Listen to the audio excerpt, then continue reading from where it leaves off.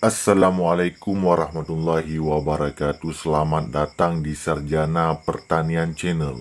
Jadilah bagian dari kami dengan like, komen, dan subscribe.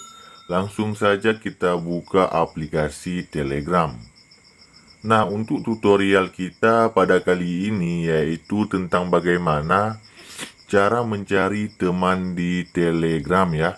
Caranya cukup mudah kawan-kawan. Silahkan login ke dalam Telegram masing-masing. Kalau sudah, di atas di pojok kanan ada pencarian ya. Klik saja pada pencarian. Misalkan kita buat grup Mobile Legend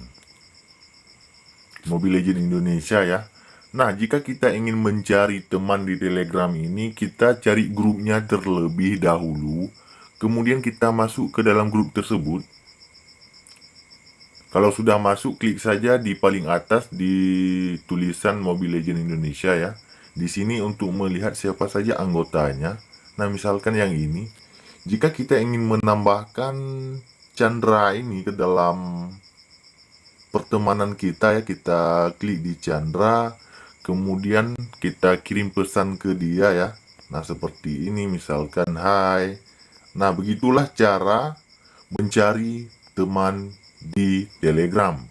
Jika ada pertanyaan lain, silahkan komen di kolom komentar. Demikian, sampai jumpa di video kami yang lainnya. Assalamualaikum warahmatullahi wabarakatuh.